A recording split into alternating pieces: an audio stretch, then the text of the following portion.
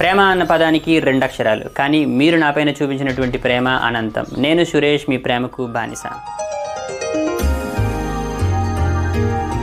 Okay, ఇప్పుడు C program యొక్క structure ఏ విధంగా ఉంటుంది అనేది డిస్కస్ చేసుకుందాం. ఇక్కడ మీరు చూసుకుంటే ఇది ఒక సి ప్రోగ్రామ్. ఇంతకుముందు మనం దీని గురించి డిస్కస్ చేసాం.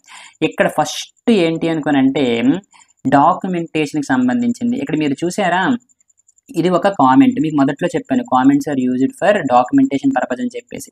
సో కాబట్టి ఇది డాక్యుమెంటేషన్ సెక్షన్ అనమాట. ఓకే, దీన్ని డాక్యుమెంటేషన్ సెక్షన్ ఎందుకంటే కామెంట్స్ ప్రొవైడ్ చేశాను కాబట్టి.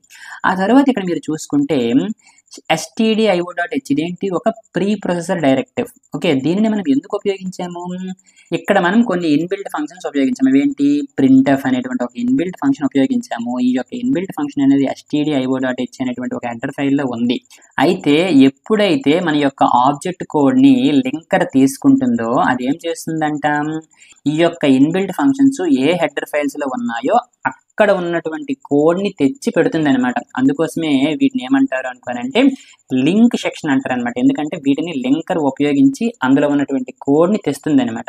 అండ్ అదేవిధంగా వీటి గురించి మనకు తెలుసు, ఏంటివి, కాన్స్టెంట్స్ అనమాట. ఓకే, వీటిని డెఫినేషన్ సెక్షన్ అంటారు. ఎందుకోసం అనుకోనంటే డిఫైన్ అని ఉంది కదా, వీటిని మనం డిఫైన్ చేస్తున్నాం కదా, సో కాబట్టి వీటిని డెఫినేషన్ సెక్షన్ అంటాం అనమాట. ఆ తర్వాత ఇవన్నీ మీకు ఇంతకు ముందే చెప్పాను, గ్లోబల్ డిక్లరేషన్ సెక్షన్ అని చెప్పేసి. ఎందుకంటే ఇవి గ్లోబల్గా మనం డిక్లేర్ చేసినటువంటి వేరియబుల్స్. సో కాబట్టి ఇది గ్లోబల్ డిక్లరేషన్ సెక్షన్ అవుతుంది అనమాట. ఆ తర్వాత సింపుల్ మన యొక్క మెయిన్ ఫంక్షన్ ఉంటుంది అనమాట. ఓకే, సో మెయిన్ ఫంక్షన్స్లో మనం ఏం చేస్తాము, ఫస్ట్ కొన్నింటిని డిక్లేర్ చేస్తాము అండ్ అదేవిధంగా ఎగ్జిక్యూషన్ కూడా చేస్తాము. ఇక్కడ మీరు చూసుకుంటే గెట్ సమ్ అనేటువంటి ఫంక్షన్ని మనం ఎగ్జిక్యూట్ చేసాం అనమాట. సో కాబట్టి ఏవైనా డిక్లేర్ అయినా చేసుకోవచ్చు, అదేవిధంగా ఏవైనా ఎగ్జిక్యూట్ చేసుకోవచ్చు అనమాట. సో ఆ రెండింటికి సంబంధించినటువంటి పార్ట్స్ ఇక్కడ ఉంటాయి అనమాట. అండ్ అదేవిధంగా మెయిన్ ఫంక్షన్తో పాటుగా మనం డిఫరెంట్ ఫంక్షన్స్ అనేవి ఉంటాయి అనమాట.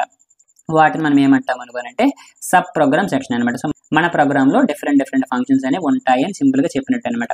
ఓకే, వీటిని ఏమంటాము అనుకోనంటే యూజర్ డిఫైన్డ్ ఫంక్షన్స్ అని అంటాం అనమాట.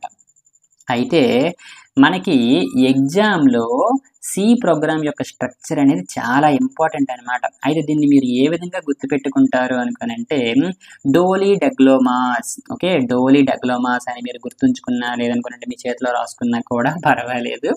ఓకే, చేతిలో రాసుకోకండి, మళ్ళీ నా మీద కేసు పడిపోద్ది. డోలీ డగ్లోమాస్ అంటే ఏమీ లేదు.